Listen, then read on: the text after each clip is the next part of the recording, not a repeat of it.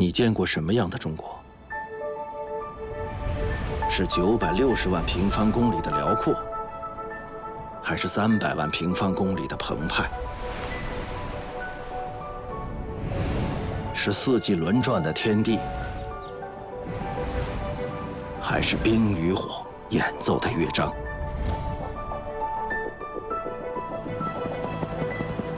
像鸟儿一样离开地面，冲上云霄，结果超乎你的想象。前往平时无法到达的地方，看见专属于高空的奇观。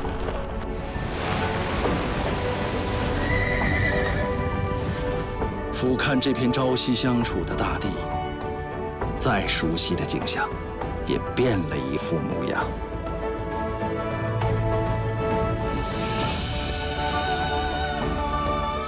从身边的世界，到远方的家园，从自然地理到人文历史，50分钟的空中旅程，前所未有的极致体验。从现在开始，你和我们一同飞跃。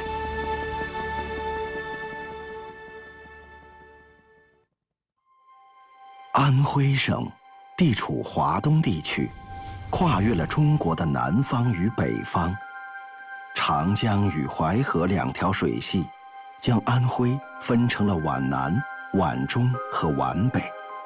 黄山傲立在皖南山地之中，省会合肥坐落在全省的中心，皖北平原则孕育出了中国的100亿粮仓。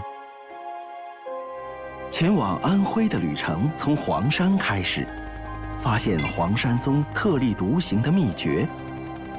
乘坐小火车登上黄山之巅，跟随山顶气象站的指引飞入云海，一览壮美黄山。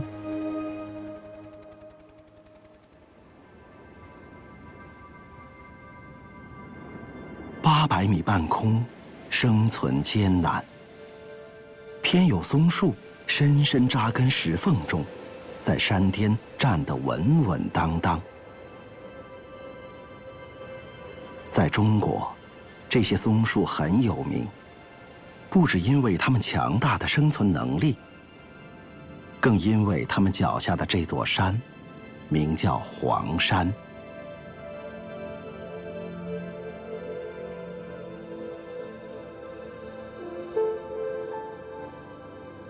松树的种子乘风而行，落脚在黄山的各个角落。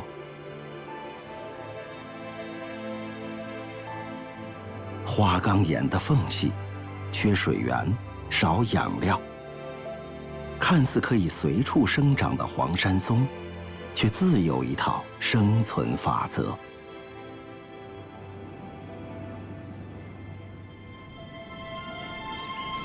清晨，谷底的水汽开始升腾。不久之后，到达山腰。再向上，整个大山都被裹住。水汽没有停住脚步，它们的终点是天空，最终冷却，变作云海。即便是秋冬季节，云雾依然在阳光的助力下湿润大山。98%的山体由植被覆盖，草木享受大山的滋养，也成为水汽的源泉。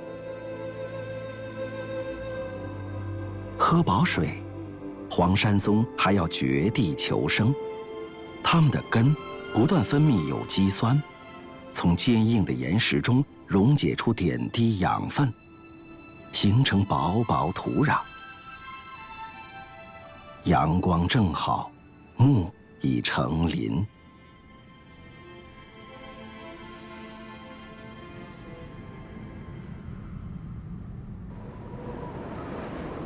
大雪不期而至，黄山的冬天，平均气温常在0°C上下。这对于本就耐寒的松树来说，并不算冷。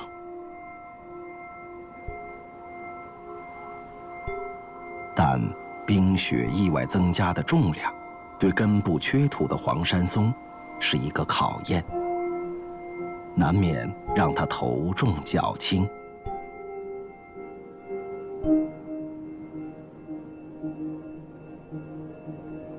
要想活下去，这些松树只能把根扎进更深的石缝中，同时将身体向阳的一面尽力舒展，拥抱阳光，与这群山一同塑造成大地的盆景。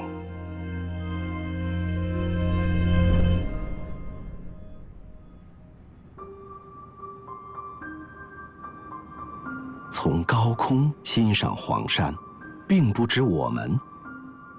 得益于这些空中穿梭的行者，人们免去了古时血迹登山的艰险与苦寒。在黄山，钻进云雾的是缆车，出来的可能是另一位登山高手。45度以上的险峻峭壁，在地轨缆车的脚下稳稳展开。他走得很慢，以效率为准则的山外人，想要领略黄山幽谷之美，慢，是千仞峰林间的内心养成。上险峰，下幽谷，最终是为这一刻云上驻足。清冷的晨昏，无边云海在脚下汹涌翻卷。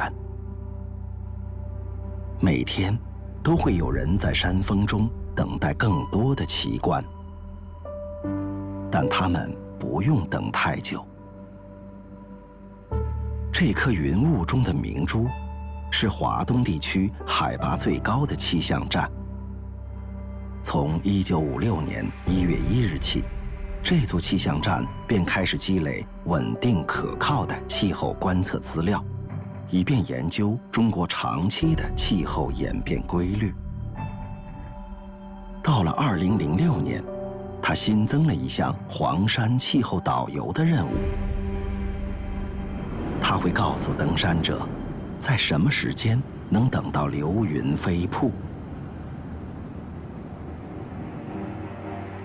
在什么时间会遇见云霞缠身，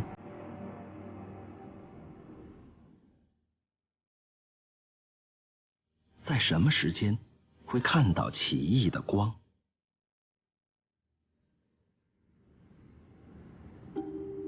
如果你想要知道，可以问他，远处的那座山峰，在几点几分会迎来今天的太阳？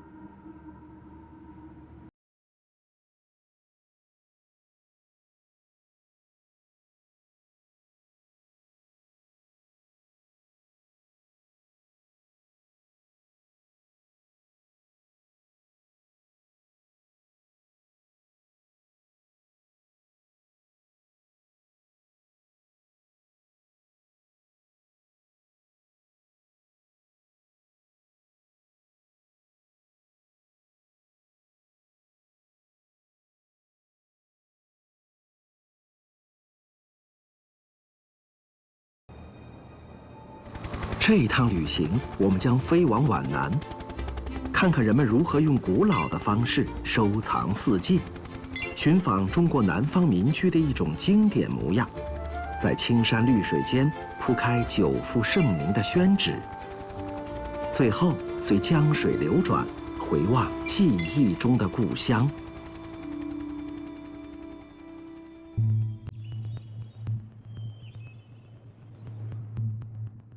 巨石的背后，是勇敢者的游戏。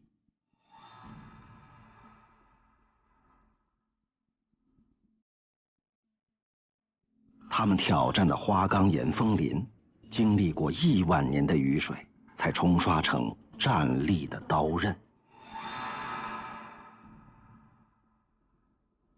这样极致的地貌并不多见，但安徽南部的确多山。地理学家习惯将这里称作皖南丘陵山地。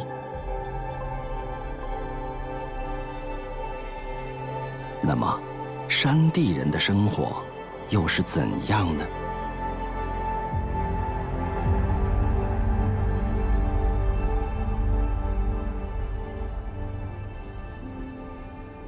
云中的村落是木梨红村。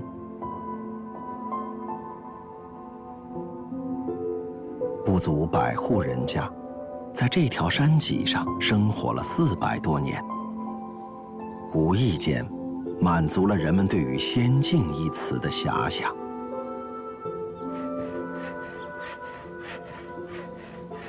隐居的村落总是缺不了木匠，世世代代，因为土地稀缺，木匠打造出的立柱，支撑起悬崖边的房屋和村落小小的扩张。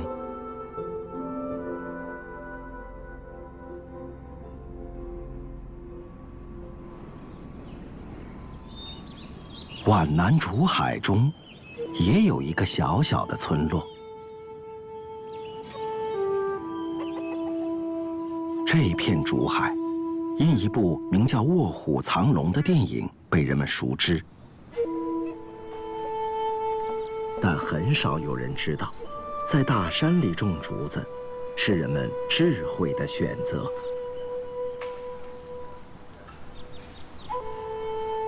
在看不见的地下，竹子的根系向四周蔓延，不断冒出新的竹笋，继而长成新的竹子。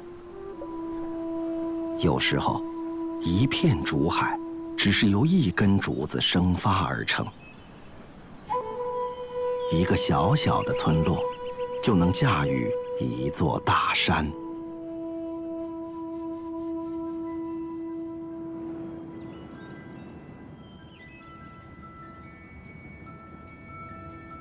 终于，从高山走下，到达山间平地。村落之外，漫山遍野的红枫、银杏，在暗暗憋着劲儿。他们打算换掉穿了整个夏天的装扮。于是，不知不觉中，田间地头的空隙间，一个原本萧瑟的季节，竟然七彩斑斓。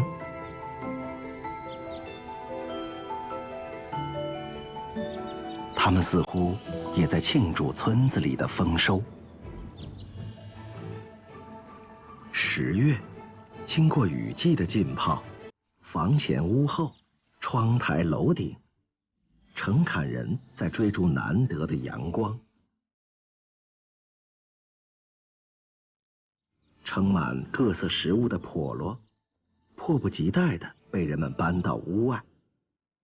这是皖南人共同的记忆——晒秋。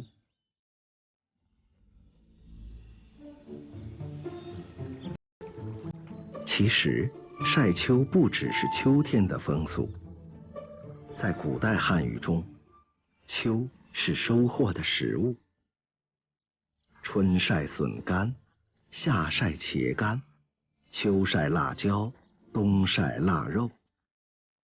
一年四季都可以晒秋。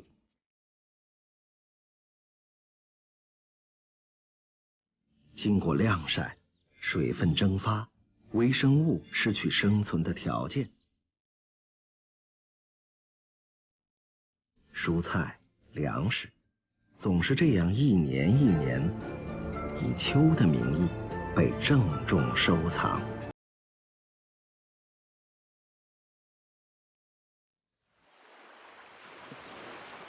皖南多山，也多水。水中的是鸬鹚，所以脚踩的2只船俗称鸬鹚华子。主人很自信，他的鸬鹚最听话。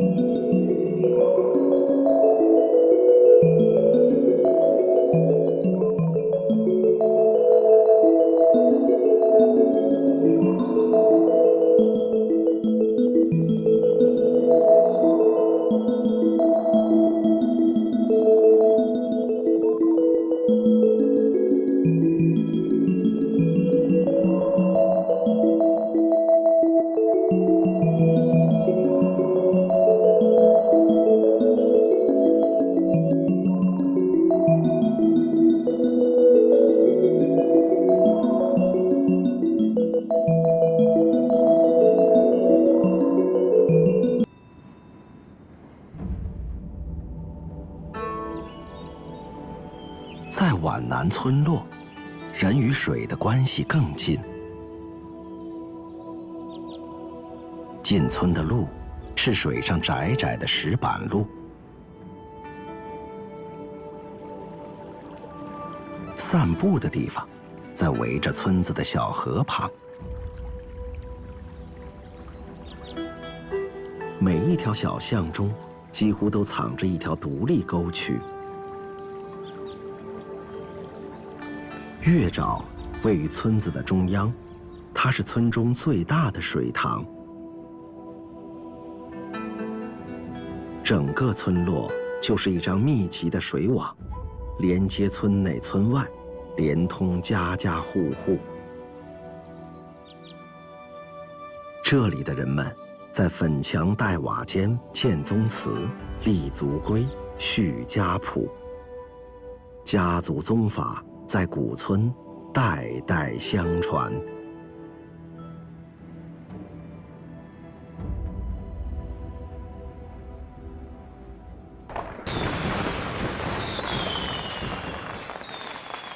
房屋聚集的地方，人们总会为防火担心。在徽州，人们认为鱼和水共生。元宵节前后，让鱼游遍全村，象征着用水守卫家园。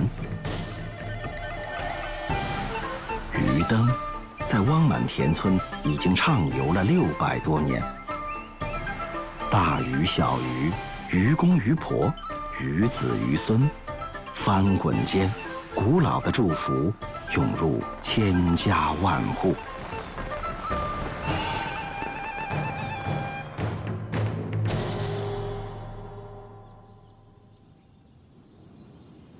村落之外，山丘、耕田、森林，默契地拼配着颜色。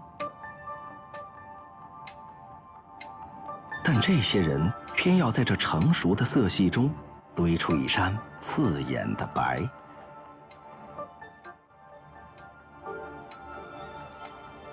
因为他们有信心，让这一山白变成全世界最好的纸。从竹篓中倒出的青檀树皮，是制造宣纸最重要的原料。前期处理后，它们将在这山坡上接受为期1年的日晒雨淋。一共要经过108道工序，才能做成一张合格的经线宣纸。最终，这些宣纸会摊开在人们的桌案之上，描绘每个人自己心中的山水。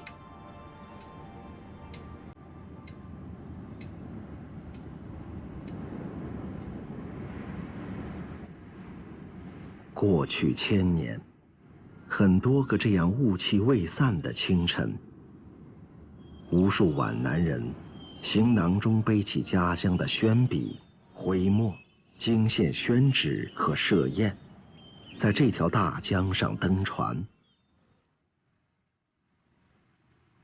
故乡地少山多，他们就顺着这条名叫新安江的水路通道，前往江浙寻找更多的机会。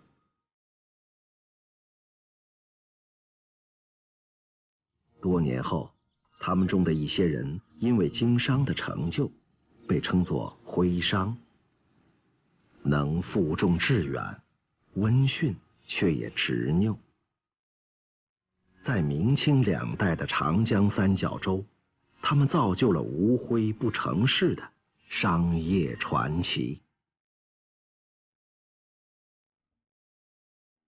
而这条大江，穿过皖南人山坡上的故乡，云雾中的山峦，裹住村落的油菜花田，穿过古老的水坝与码头，在流出安徽后，它的名字改变了好几次，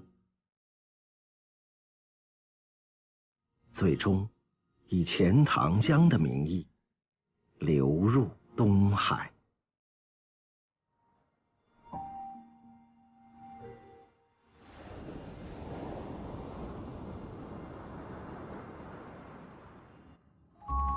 这趟旅程，我们将去感受淮南淮北物产的迥异，寻找黄河故道留下的甜蜜礼物，在烂漫的花海中看草药如何焕发新生。100亿斤的粮仓为收获忙碌的同时，江南的水乡泽国正在上演沧海与桑田的变幻。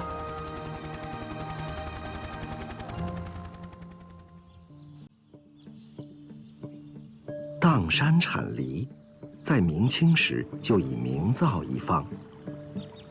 从当年的地方特产，到今天数十万亩的海内奇观，有赖于一段机缘。800多年前，黄河决堤改道，突然来到这里。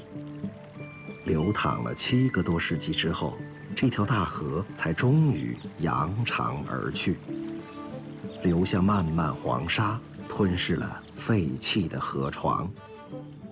没想到，这沙土疏松深厚，恰好适合梨树根系生长。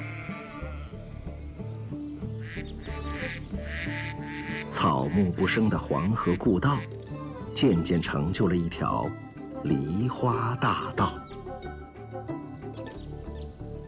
安徽不靠海，花海倒能找到不止一片。不同于梨花清雅，亳州的花季芍药娇艳欲滴。在中原民族务实又粗犷的观念中，花朵的意义不在于美丽，而在于丰饶。芍药是传统的中药材，一旦花朵过密，与入药的根茎争夺养分，花农就顾不上怜香惜玉，定要辣手摧花。幸运的是，新的需求让芍药花免去了零落成泥的命运。花瓣被收集起来，做成精油香膏，化身为市场的新宠。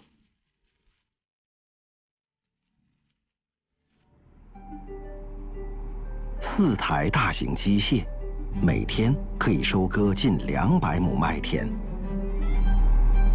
在富阳，这个数字就变成了5000台收割机，1周的时间收割数百万亩小麦。运输车辆鱼贯而入，将粮食从这年产100亿斤的大粮仓送到你的饭桌上。秋风起，向南飞行，江南的丰收却是另一番景象。眼前方方正正的道。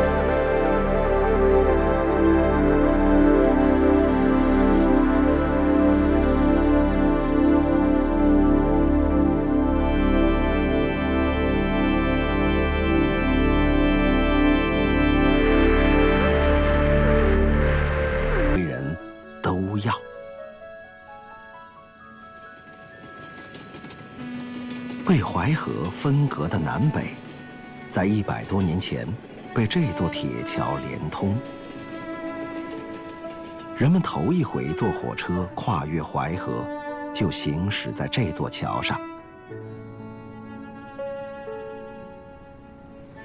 30多公里的时速，通过铁桥需要1分多钟。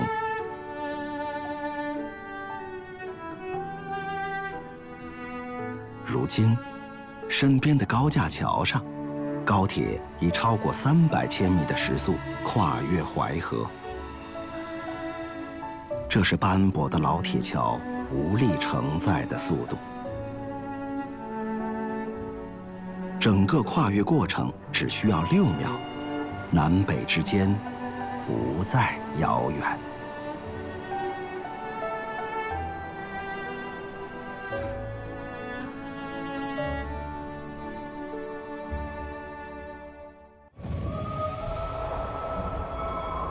总有一些美好值得等待。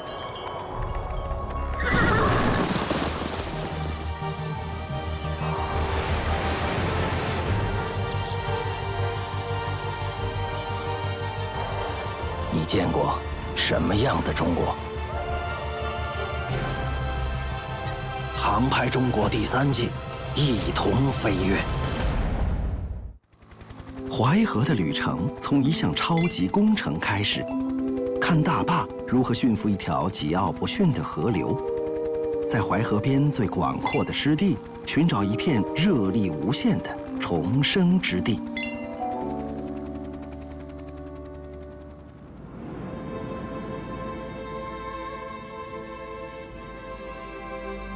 淮河让中国的南方与北方有了清晰的分界，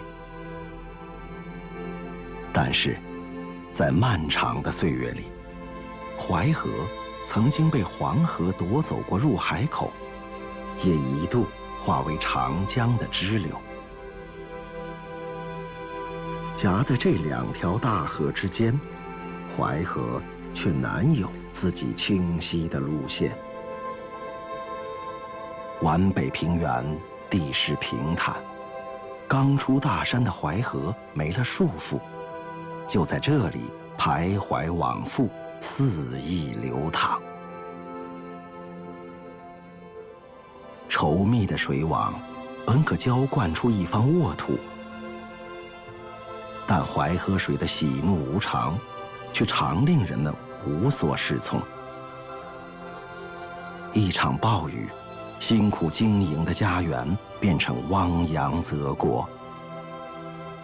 靠着淮河的人们吃尽了水的苦头，却也磨出一副倔脾气，绝不向大水低头认输。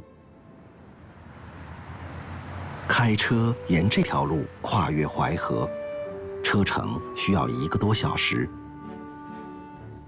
这并不是连接两岸的桥梁，而是临淮港水利工程的一条副坝。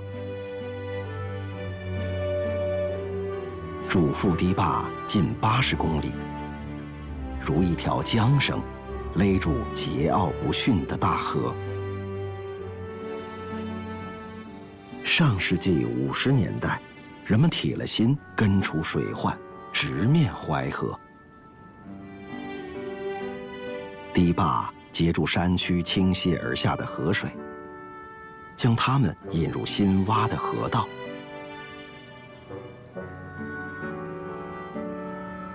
淮水边的人们第一次看到，这条袭扰他们近1000年的大河也可以从容流淌。20多年后，淮河两岸盼来了一声春雷。1978年，淮河边的18位农民立下生死状，在土地承包责任书上按下了红手印，拉开了中国改革开放的序幕。小岗村的村民敢为天下先，在淮河边上闯出一片新天地。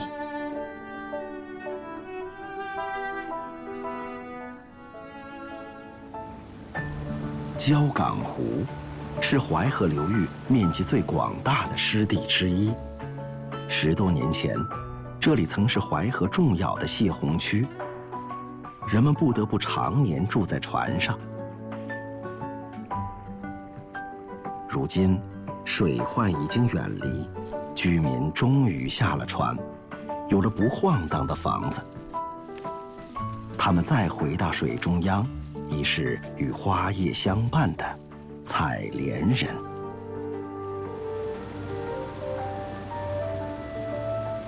在淮南市潘集区，有这样一群人，他们每日乘着小船，在水上巷道里慢慢穿行。排列整齐的人造装置是光伏发电板，和看护他们的人一样，这些电板也是漂浮在水面上的。水面成为搭建光伏电站所需的平阔表面，水体还能快速带走热量，冷却组件。这里原本是个采煤沉陷区，这些积水也曾经是一坑死水。如今，水面上绿色的新能源每年约可发电1.8亿度。水面下，经过人们的养殖与呵护，也能鱼虾满塘。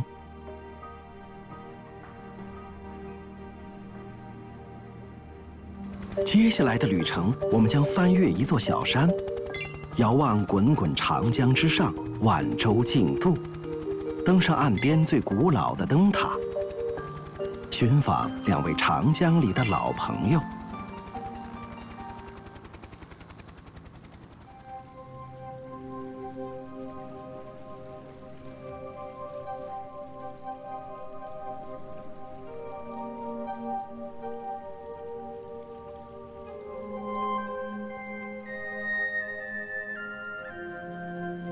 长江，中国第1长河。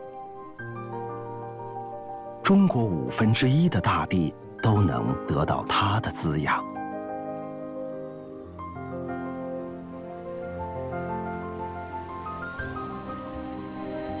自西向东，奔腾5000多公里，来到下游，迎面遇上这座微型小山。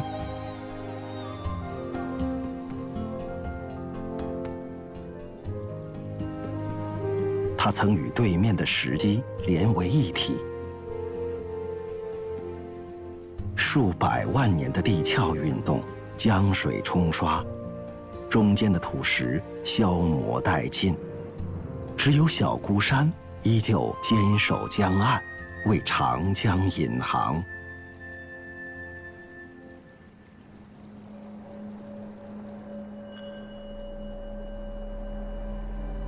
沿江而下，80多公里外的这座佛塔，曾经是长江边最醒目的建筑。古时，人们在江边建造的佛塔，大多兼有导航功能。400多年前，镇风塔矗立江岸，顶层的灯光长明不息，引渡进港的航船。200多年前，一些安庆戏曲艺人告别镇风塔，四海谋生。没有人想到，他们最终竟然将故乡的音律唱响京城。徽班进京的结果，更造就出一个新的剧种——京剧。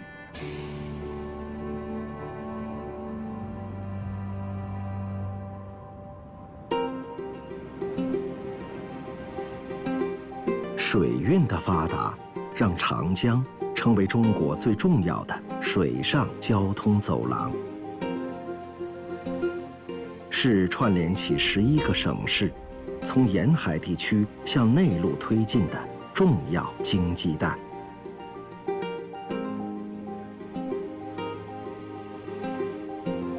开阔的江面，成为天然的水上公路。这是货运量位居全球内河第1的黄金水道。铁路与公路运来的货物汇集江边，即由枢纽口岸通江达海，连接世界。今天，船只是长江下游黄金航道的主人，但过去的数百万年中，这里都是江豚的乐园。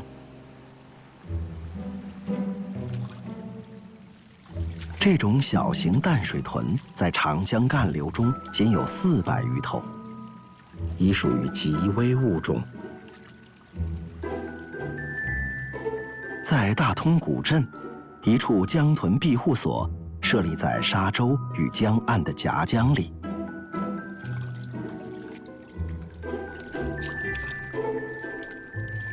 基地里的每头江豚都享受量身定制的1日4餐，现在是他们惬意的下午茶时间。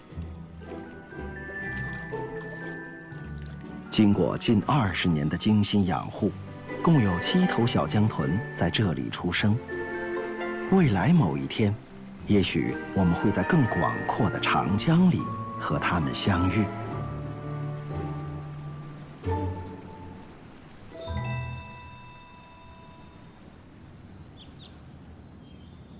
长江下游，又名扬子江。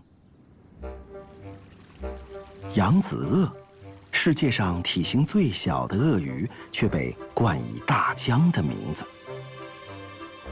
有时，这些古老的生物也会展现另一种壮观。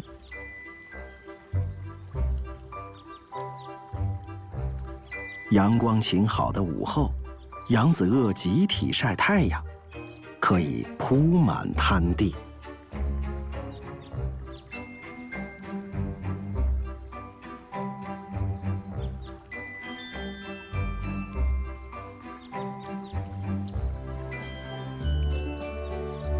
它们曾遍布长江中下游湖沼，却一度几近灭绝。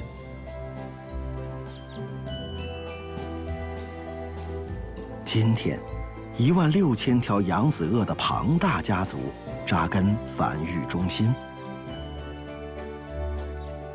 经过野化训练，它们也将离开这里，放归保护区，重新到自然环境里繁衍生息。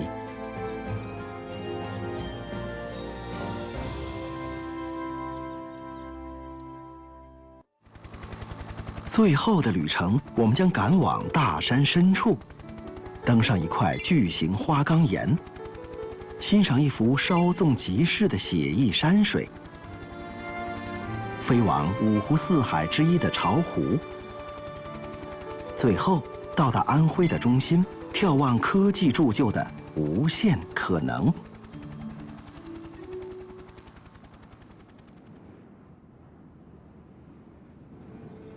安徽的南部与中部，遍布着众多山脉。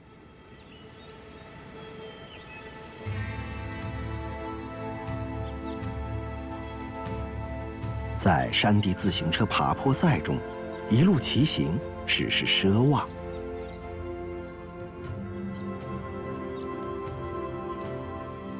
这条被称作皖浙天路的赛道，全长不过31公里，却有着351个弯道，915米落差，还有山中时常升腾的水汽。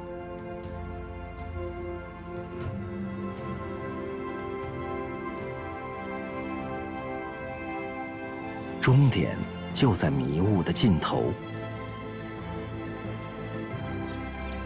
只要向前，车轮压过的每1米都是冲刺。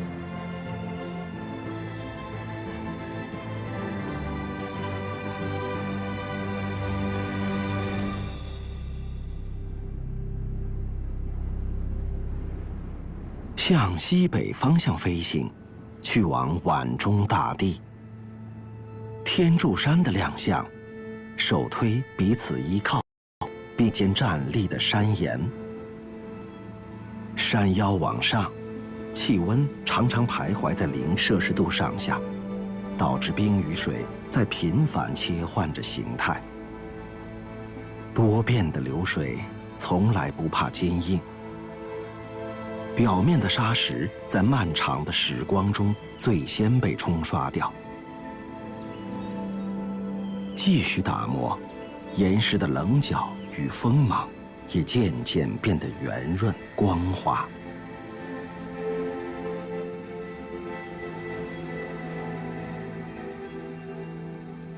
山岩记录自然，也书写历史。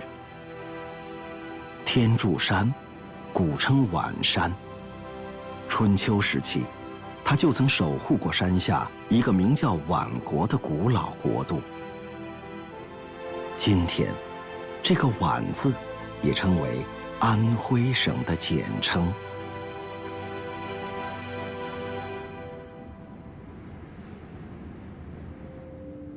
大别山脉第2高峰天堂寨，年平均气温16.4°C，这里的大雪总是稍纵即逝。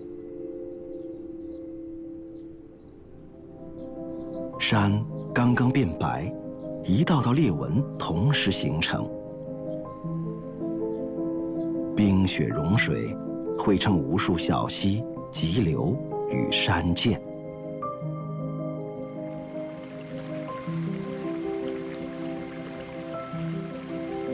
流水冲出山谷，向南流进长江，向北汇入淮河。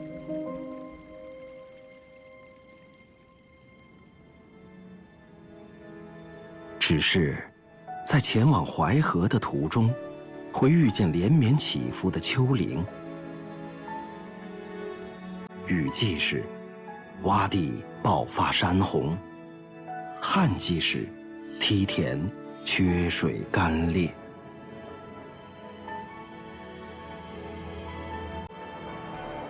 于是，皖中人从上世纪50年代起，利用自然地势，将千头万绪的流水引导归拢。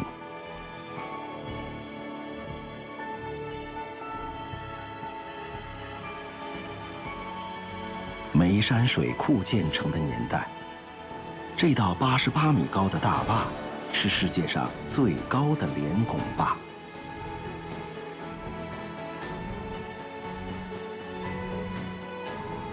这样规模的6座大型水库，连同1200多座中小型水库，2万多公里干渠，21万多座塘堰，与闢、始、杭3大水系一同，交织成纵横江淮的大型灌溉网络。历经40多年，曾经的贫瘠之地，变身为新中国成立后兴建的最大灌区。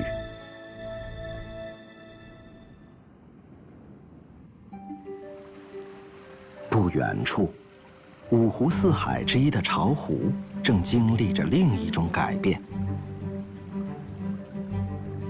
从2020年开始，10年的禁渔拉开帷幕，巢湖将进入一场漫长的假期。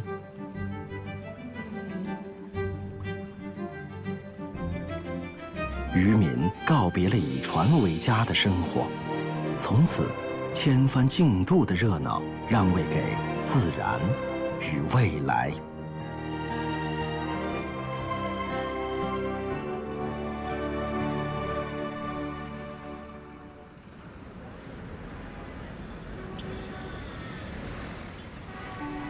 在每一个车流和喧嚣逐渐淡去的深夜里，都市网格中这一个个小小角落，每个人都可以捧一卷书，隔绝快节奏生活中的焦虑和困惑，拥有一个独立而宁静的世界。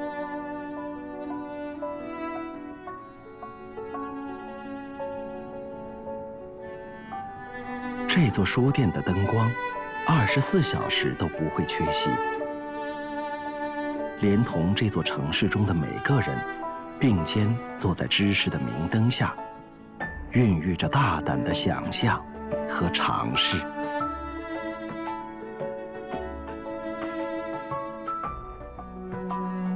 合肥，一个被名山、大川、农田、鱼塘团团包围的城市，关于未来的想象从未停歇。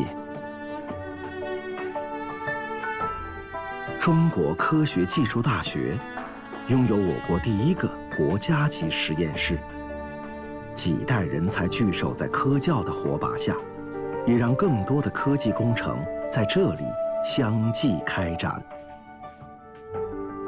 2003年，中国科学院在这座半岛设立了众多科研机构。这个被人们昵称为“人造小太阳”的科技重器，能够制造出1亿摄氏度的高温。